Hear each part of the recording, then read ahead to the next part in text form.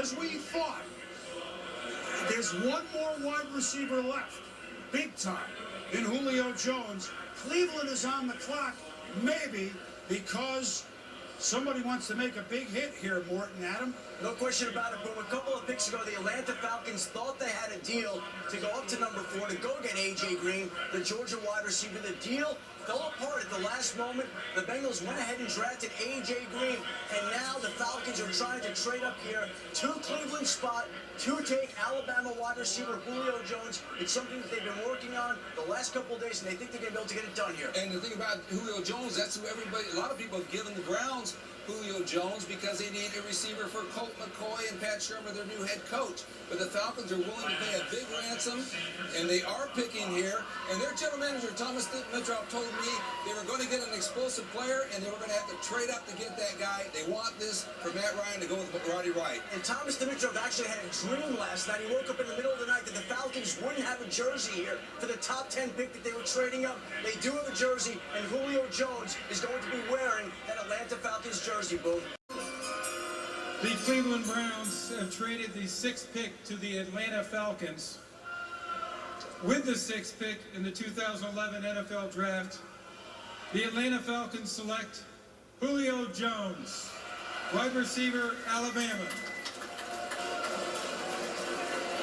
To move up from 27 to 6, first of all, Julio's got to say, wow, they must really like me.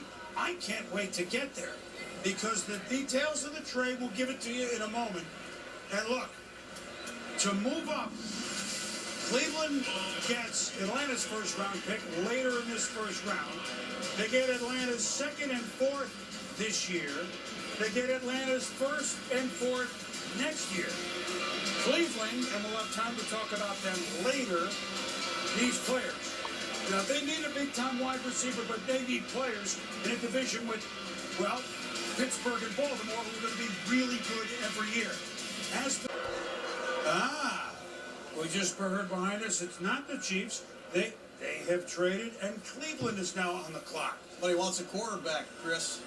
I bet you somebody's trying to get in there to get our friend Dalton. What do you think? Could be. They have Colt McCoy. It's Cleveland on the clock. I got to think, if I'm Cleveland and I'm jumping in there, I'd be jumping in thinking about Daquan Bowers. At some point, Bowers has got to come off the board. He played through the knee. He's going to play through it moving on into the NFL. He was arguably one of the top 2 or 3 players in this draft. If you're thinking about the Philadelphia Eagles and the New Orleans Saints coming up and you're the Cleveland Browns, you can't wait. You also have a situation with Jimmy Smith. They went Joe Hayden last year. Jimmy Smith's still on the board as well. So there's some good football players that slid through the cracks. We thought Jimmy Smith could still be there, but ahead of Cleveland, you got Baltimore, you got Philadelphia, you got some teams that could be looking corner. This is a move where the Browns, I think, have targeted that player that they know they can't wait for because he'll be gone. Well, and that's in the green room. That's one of the largest players in the draft. Phil Tarlor knows Baylor, showing the emotions that you would expect of young men who have dreamed of this day.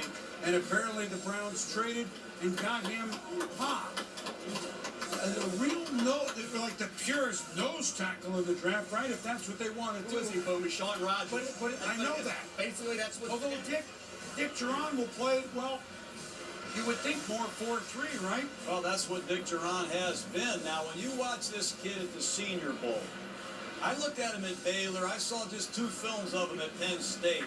And I didn't walk away from the projector and say, boy, we got to get Phil Tarlor from Baylor. But when I saw the Senior Bowl, I said, who is Phil Tarlor from Baylor? This guy is explosive. Incredible lower body power. I think Dick Duran is going to play some 3-down looks, just like everybody else in pro football is becoming more multiple. Phil Tarlor from Baylor made a lot of money and turned a lot of heads at the Senior Bowl, Mel. Well, you thought nose tackle, John. You thought the 3-4 teams would target him. Now all of a sudden he's at Sean Rogers' side. He's at mountainous 6'3" and a quarter, 338 pounds, John. Stamina is going to be a concern. Playing 4 quarters, not having to take breaks in the action. It's going to be something he's going to have to prove. He was productive early on at Penn State, even before he became a Baylor Bear. But I thought this year he stepped it up. Last year, although he's disappointing, he adapted. He transitioned from the Penn State program to Baylor this year and played well. Huge kid. I thought he was a stay-at-home type. nose tackle, defensive tackle, and I think that's what he's not going to get you sacked, John. He's going to handle the run. He's going to free up that linebacker, that middle linebacker. That's his job. Basically, stay at home tight, strong against the run, question his stamina. He's got to improve his endurance. Well, it cost them a 3, but remember, Cleveland picked up a ton of picks in that big trade they made with Atlanta. They got an extra 2, they got an extra 4, they got a 1 and a 4 next year. So they give up a 3 to swap places with Kansas City, who moves down now to 27th overall. And look, and Phil Tarlor, well, you can look at him here. What do the Steelers do? They run the ball. What do the Ravens do? They can run the ball. You're going to compete in that division. You got to do it, right?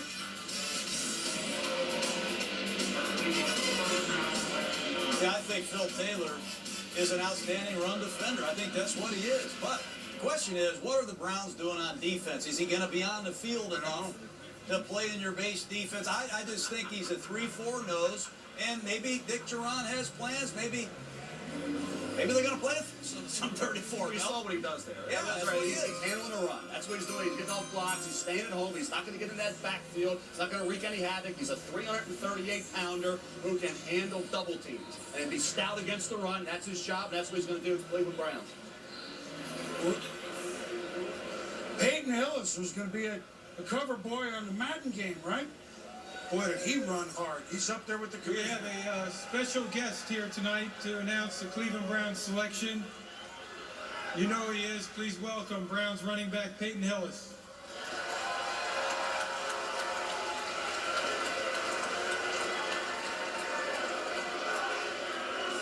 First of all, I just want to thank my Lord Jesus Christ for giving me this opportunity today. And I want to thank all my fans out there that voted me on for the 2012 Madden cover. I really appreciate everything. And with that, with the 21st pick in the 2011 NFL Draft, the Cleveland Browns select Phil Tarlor, defensive tackle, Baylor. So the Cleveland Browns in year 2 of Mike Holmgren as president of the team, the new head coach, Pat Shurmur, the new defensive coordinator who we mentioned is Dick Duran. They're a team that, well, remember they waited, they got Colt McCoy. I mean, they offensively are challenged. They're going to have many picks to get some help. Other than Peyton Hillis and the left tackle Joe Thomas, I mean, they need some help offensively, and Cribbs is exciting as they come.